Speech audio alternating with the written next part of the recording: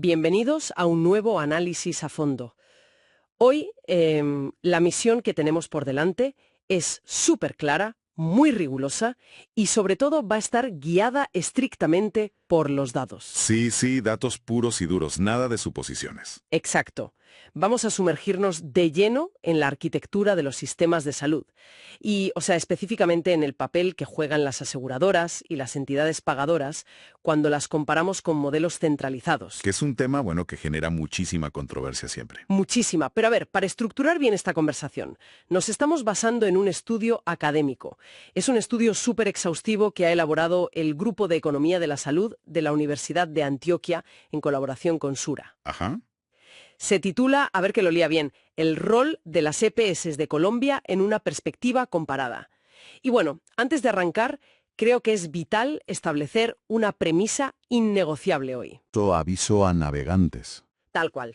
El objetivo de este análisis es explorar la evidencia empírica de forma absolutamente imparcial. O sea, no existe ninguna intención de tomar partido por posturas políticas sobre cómo debe administrarse la sanidad, ya sea pública o privada.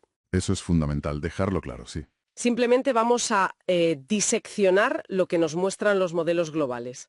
Y el hallazgo que detona todo este análisis es francamente alucinante. Ya lo creo. Porque, fíjate, al observar los datos de 90 países, toda esa feroz guerra ideológica que hay sobre si es mejor tener un pagador único del gobierno o múltiples aseguradoras gestionando los recursos, pues resulta que estadísticamente no importan absolutamente para la esperanza de vida de la gente. Es que ese es precisamente el punto de quiebre de toda la investigación. O sea, rompe por completo con el paradigma tradicional del debate público. Totalmente. La literatura académica y los datos globales nos demuestran que, esas suposiciones tan dogmáticas sobre el diseño administrativo de la salud, pues suelen desmoronarse cuando se someten al escrutinio estadístico riguroso. Ya. Es como que nos fijamos en lo que no toca. Exacto. La estructura de quién firma el cheque de un hospital tiene un impacto infinitamente menor que sencillamente el volumen de recursos que un país decide destinar a mantener a sus ciudadanos con vida. Vale. Vamos a desgranar esto desde los cimientos, porque para entender toda esta controversia entre pagadores públicos y privados, primero hay que entender el fallo estructural que hace necesarios a estos pagadores en primer lugar. Claro, el origen del problema. Sabe que la salud no opera bajo las reglas normales del libre mercado.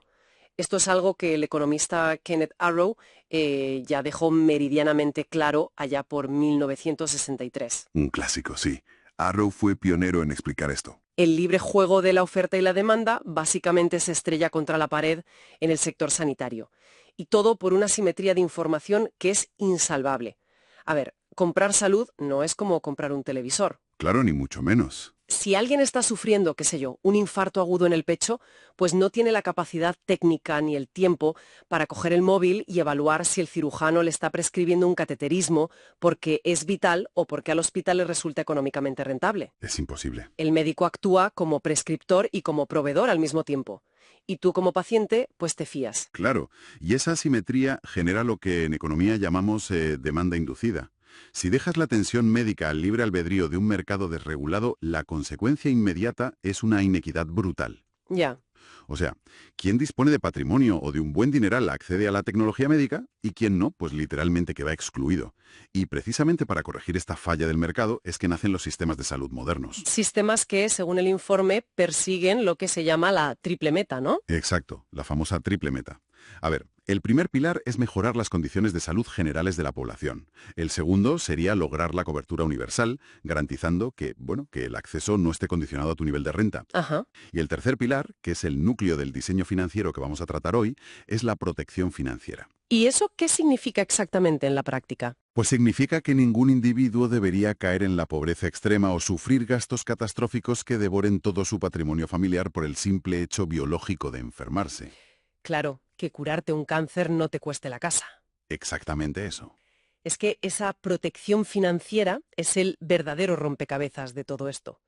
Porque si el objetivo es que el paciente no asuma el costo total de, digamos, una cirugía compleja en el momento de necesitarla, inevitablemente alguien más tiene que absorber ese impacto financiero.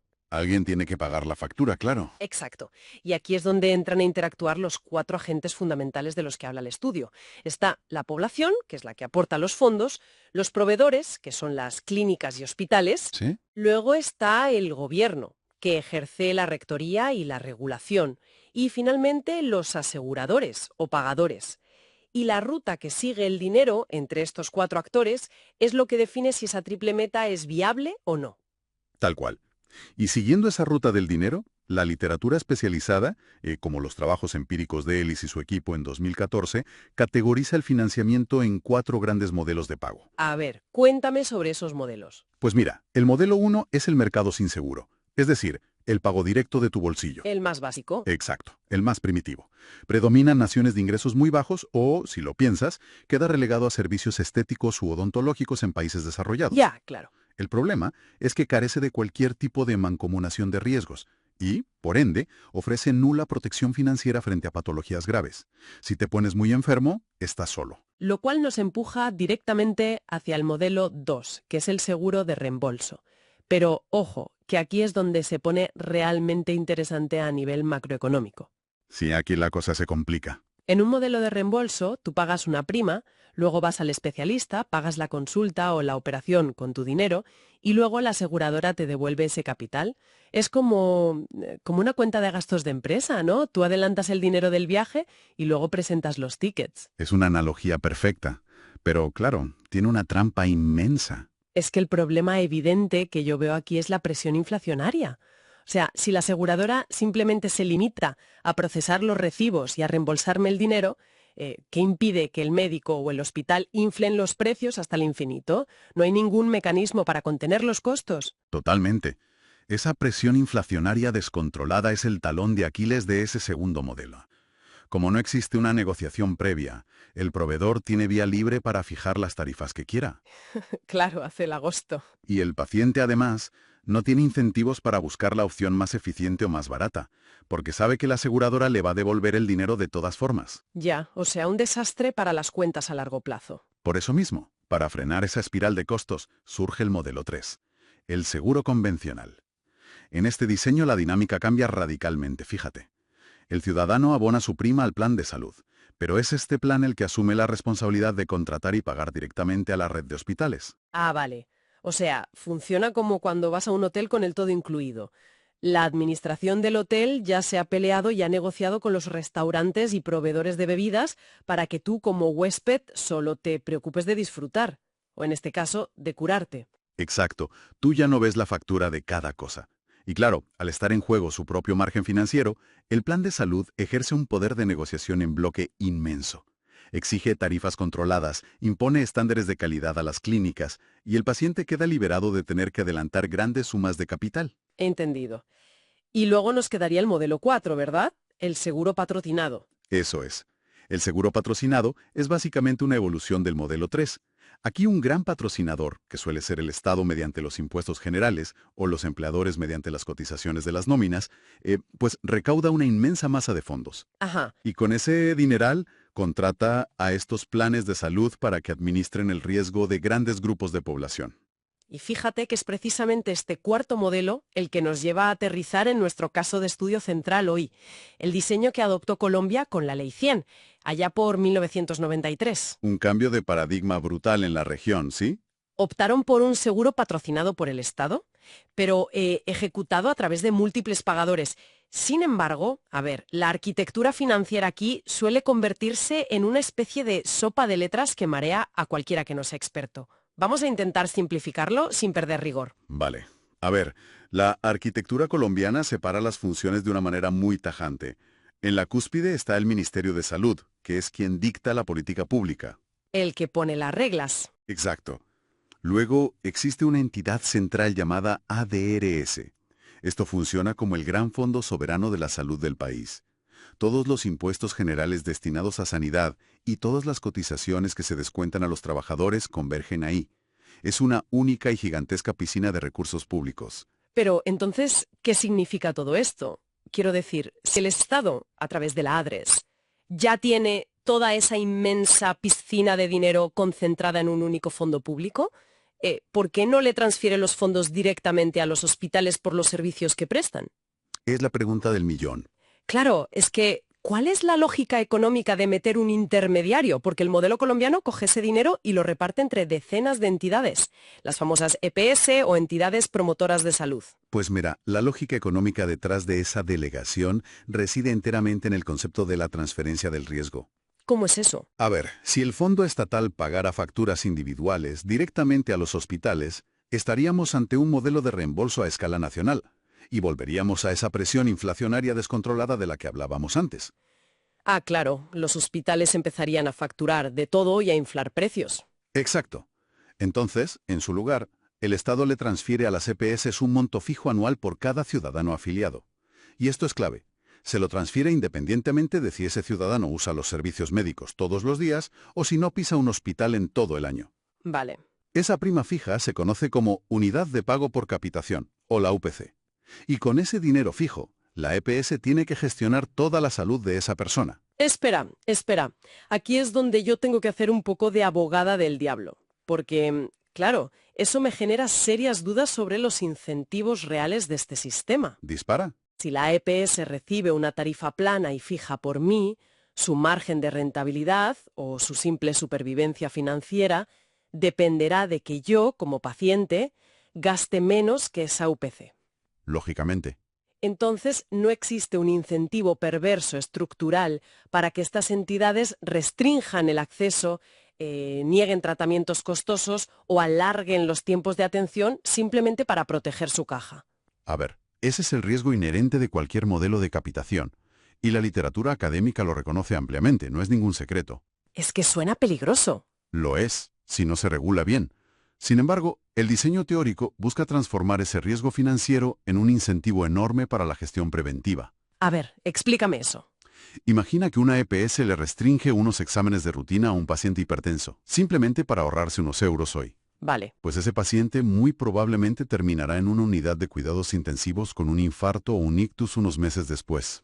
Madre mía, sí. Y el altísimo costo de esa estancia en la UCI aniquilará por completo la UPC que la EPS había recibido por él.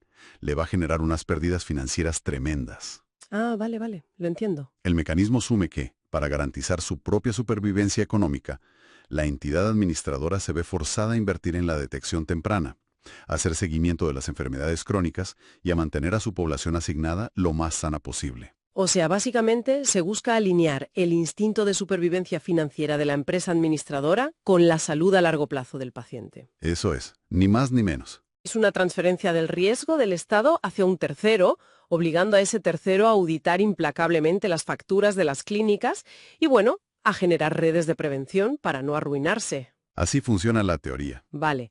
Ahora bien, esa es la teoría económica pura y dura. Pero a nivel global, muchos países rechazan de plano este esquema de múltiples administradores asumiendo riesgos. Prefieren un fondo único gubernamental y argumentan que eliminar toda esta burocracia de las aseguradoras y su necesidad de generar excedentes, pues optimiza el sistema. Sí, es un debate acalorado en muchos parlamentos. Totalmente. Pues bien, ha llegado el momento de contrastar estas narrativas con los datos empíricos. El estudio que estamos analizando evalúa a 90 países utilizando las bases de datos de la Organización Mundial de la Salud. Y te digo que el cruce de variables que hacen es exhaustivo. Los investigadores tomaron el nivel de gasto público en salud como porcentaje del PIB de estos 90 países. Ajá. Y lo correlacionaron con indicadores de resultados duros, es decir, el índice de cobertura universal, la esperanza de vida al nacer y las tasas de mortalidad infantil. Vale.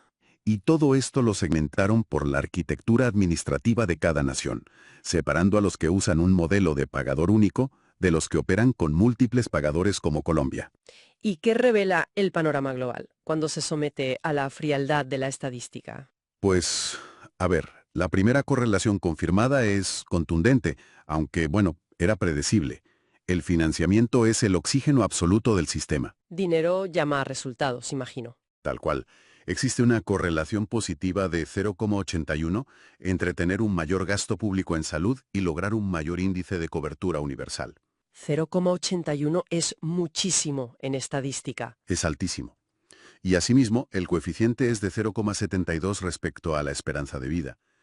Los países que inyectan volúmenes robustos de capital público a sus redes sanitarias logran ciudadanías más longevas y mejor protegidas ante catástrofes financieras. Bueno, hasta ahí los datos respaldan el sentido común básico de la macroeconomía, ¿no? A mayor inversión de recursos tangibles, mejores métricas de salud pública. Pero el segundo hallazgo del que hablas en el informe es el que resulta verdaderamente disruptivo. Aquí es donde se caen los mitos. Porque fíjate, al aislar la variable del diseño administrativo, los datos demuestran que no existe ninguna relación estadística significativa entre obtener esos excelentes resultados sanitarios y el hecho de operar bajo un sistema de pagador único o un sistema de múltiples aseguradoras. La correlación es nula. Cero. Cero absoluto. Si conectamos esto con el panorama general, te das cuenta de que el debate se ha enfocado mal. Pero espera, en serio, me cuesta muchísimo aceptar esto a primera vista. Ya, choca bastante. Me estás diciendo que, a nivel macro, da igual si el cheque que financia el sistema lo firma un burócrata en un ministerio estatal que si lo firma el ejecutivo de una entidad administradora de riesgos. O sea, los incentivos de un monopolio del Estado frente a un mercado de múltiples pagadores compitiendo, pues son radicalmente distintos. ¿Cómo es posible que esto no mueva la aguja en indicadores vitales como, no sé, la mortalidad infantil? Pues, a ver, la clave está en observar el comportamiento de sistemas maduros, pero que tienen niveles de financiamiento equivalentes. Ponme un ejemplo. Tomemos el panorama europeo como el laboratorio perfecto para entender esto. Mira España. Vale, España. España funciona con un modelo arquetípico de pagador único. Se financia vía impuestos generales y está administrado descentralizadamente por las comunidades autónomas, pero siempre bajo una lógica de monopolio público en el aseguramiento. Sí, la sanidad pública de toda la vida. Exacto. Pues por otro lado tienes a los Países Bajos. Ellos operan con un sistema de múltiples pagadores, donde aseguradoras privadas, eso sí, fuertemente reguladas, compiten por gestionar los fondos estatutarios de los ciudadanos. O sea, ¿modelos opuestos? Totalmente diametrales. Y a pesar de tener arquitecturas tan opuestas, ambos países destinan un nivel de gasto público sumamente alto y muy similar en porcentaje de su PIB. El resultado final, ¿Cuáles? que tanto España como los Países Bajos ostentan índices de cobertura universal casi idénticos y esperanzas de vida que están en la mismísima cima de los rankings mundiales. ¡Qué locura! O sea, funciona igual de bien. Y supongo que si miramos hacia el continente americano, pues la teoría se confirma desde el otro extremo, ¿no? Quiero decir, hay países con modelos centralizados que no logran emular el éxito español. Totalmente. Tienes casos como Brasil, que implementó el Sistema Único de Salud, o Uruguay, con el Fondo Nacional de Salud, ambos fundamentados en la filosofía del pagador único estatal. Ajá. Y sin embargo, sus indicadores de cobertura efectiva, sus tiempos de espera y la protección financiera frente a enfermedades de alto costo, pues difieren dramáticamente de los resultados que vemos en Europa. Claro. El esqueleto administrativo de ser un pagador único no los blindó frente a las carencias sistémicas, que vienen de tener restricciones fiscales o un menor gasto público per cápita sostenido en el tiempo. Es que lo que este estudio de la Universidad de Antioquia pone sobre la mesa es fascinante. Básicamente nos dice que gran parte del debate legislativo contemporáneo está enfocado en la variable equivocada. Tal cual. Las feroces batallas políticas suelen girar en torno a cambiar la estructura organizativa, a eliminar o crear intermediarios. Se asume que la mera figura de los múltiples pagadores arruina la equidad, o por el contrario, que el monopolio estatal te garantiza la eficiencia operativa. Es un debate muy viciado. Y sin embargo, la frialdad de la regresión estadística nos demuestra que la etiqueta de la institución no salva vidas. Lo que salva vidas es la prioridad fiscal innegociable que un Estado le otorga a su sanidad, el dinero que le inyecta, vamos. Eso es. Y fíjate, para ilustrar hasta qué punto el debate suele estar desconectado de la evidencia histórica, resulta imprescindible analizar los orígenes de estos modelos. ¿A qué te refieres? A que existe un mito muy extendido que asocia la figura de múltiples entidades pagadoras con una especie de corriente moderna de privatización y desregulación. Ah, sí, estilo estadounidense de las últimas décadas, ¿verdad? Exacto. Pero el informe desarticula esta narrativa llevándonos de viaje al primer sistema de seguridad social estructurado del mundo. Te refieres al modelo fundacional de Alemania, imagino. Siempre se ha enseñado que la cuna del derecho a la salud y de toda esta protección social estatal es la Alemania del canciller Bismarck en 1883. Ese mismo. Pero un momento, a ver, siempre hemos asociado esa protección social histórica con el control férreo y centralizado del Estado. ¿Me estás sugiriendo que el sistema pionero en Europa ya operaba bajo la lógica de múltiples pagadores? Pues te digo que no solo operaba así en el siglo XIX, sino que sigue siendo el núcleo absoluto de su éxito en la actualidad. No me digas. Lo fascinante aquí es que el célebre modelo bismarckiano no centraliza el pago en una oficina del Ministerio Central, se fundamenta en una red de múltiples entidades sin fines de lucro que históricamente se denominaban cajas de enfermedad. Cajas de enfermedad. Qué nombre más curioso. Sí, muy de la época. Y hoy en día, Alemania destina un abrumador 11,7% de su PIB al sector salud. El sistema exige por ley que cualquier ciudadano con ingresos brutos mensuales entre 455.362 euros esté afiliado a una de estas decenas de cajas de enfermedad competitivas. Esto es verdaderamente revelador. Estamos hablando de que uno de los sistemas más robustos, equitativos y tecnológicamente avanzados del planeta delega la gestión de los recursos públicos a múltiples fondos compitiendo entre sí. Así es. Pero, a ver, ¿cómo logran mantener la equidad si hay tantas entidades gestionando el riesgo de la población? Tiene que haber trampa. No hay trampa, hay regulación. Lo logran a través de una regulación estatal asfixiantemente estricta y un esquema de compensación de riesgos sumamente sofisticado. Vale. Fíjate, las cajas de enfermedad no pueden rechazar a nadie por preexistencias médicas, y los planes de beneficios básicos son idénticos en todas ellas. O sea, no pueden competir ofreciendo menos cosas médicas. Exacto.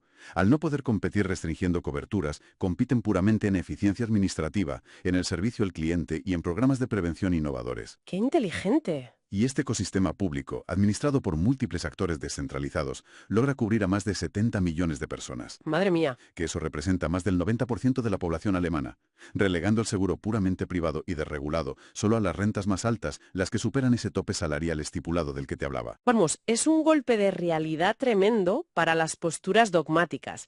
Demuestra empíricamente que la eficiencia operativa de utilizar múltiples pagadores no es un experimento neoliberal fallido como algunos dicen. Para nada. Es un diseño históricamente consolidado que ha garantizado la cobertura universal durante más de un siglo, cuando va acompañado, claro, de un marco regulatorio implacable y un fondeo solidario robusto. Y además es que es fascinante observar cómo países con trayectorias, culturas y economías tan abismalmente diferentes como Alemania en Europa y Colombia en América Latina, pues terminan compartiendo un andamiaje filosófico común. Sí, la decisión estratégica de delegar esa minuciosa administración del riesgo financiero y en salud a terceros especializados, mientras el Estado retiene el control de la recaudación y la rectoría. Esa es la síntesis perfecta del análisis institucional comparado que hace el informe. La delegación no implica abdicación por parte del Estado. Claro, el Estado no se lava las manos. En absoluto.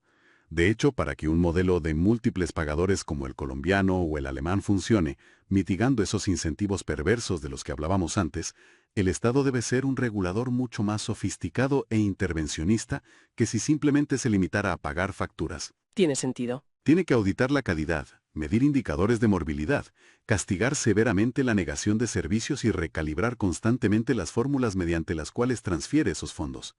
Es un trabajo inmenso. Y esto nos permite recapitular el amplísimo terreno que hemos cubierto hoy. Partimos de esa premisa ineludible de la teoría económica, que abandonar la atención médica a la pura dinámica de la oferta y la demanda es, una receta garantizada para el desastre social y la inequidad. Completamente de acuerdo. Es imperativo construir sistemas estructurados para mancomunar recursos y proteger financieramente a la población. Hemos comprobado que el abanico de soluciones es súper diverso. Va desde el rudimentario seguro de reembolso, que ya vimos que genera una inflación desmedida, Sí.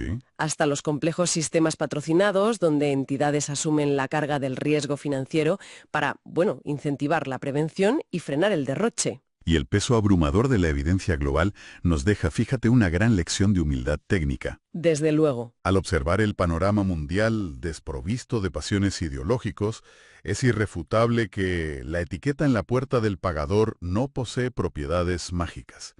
La dicotomía entre pagador único gubernamental y múltiples pagadores regulados no dictamina por sí misma el éxito o el colapso sanitario de una nación. Exacto. Lo que mueve verdaderamente la aguja, lo que te garantiza tener camas de hospital disponibles, tecnología de punta y tratamientos crónicos financiados es la solidez macroeconómica y el volumen de recursos que fluyen sostenidamente hacia el sistema.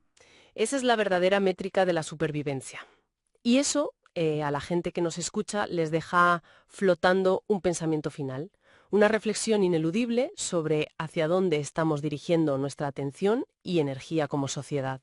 Sí, creo que es la conclusión natural de todo esto. Porque si el cruce exhaustivo de datos a nivel global demuestra que el andamiaje administrativo del pagador carece de impacto directo sobre la mortalidad infantil o la esperanza de vida, pues tal vez sea momento de replantear los términos de las grandes reformas de salud del futuro. Ojalá se hiciera. Quizás el debate público debería dejar de desgastarse en cambiar los nombres, las siglas y las etiquetas de las instituciones encargadas de gestionar el dinero. Sí. Y obsesionarse mucho más con desafíos verdaderamente estructurales. Desafíos como asegurar fuentes de financiamiento blindadas frente a los ciclos económicos, generar incentivos reales para retener al talento humano médico en zonas periféricas y, sobre todo, rediseñar nuestros entornos urbanos y alimentarios para promover hábitos de vida saludables. Que eviten que la población enferme en primer lugar, claro. La verdadera prevención. Exactamente. Al final del día, cuando un paciente ingresa de urgencia a un quirófano, el nombre legal de la entidad que procesó la transacción financiera es totalmente irrelevante. A nadie le importa en ese momento. A nadie. Lo único que importa es que el cirujano tenga los recursos, el tiempo y la tecnología necesaria para salvar su vida. Gracias por sumergirse con nosotros en este análisis a fondo.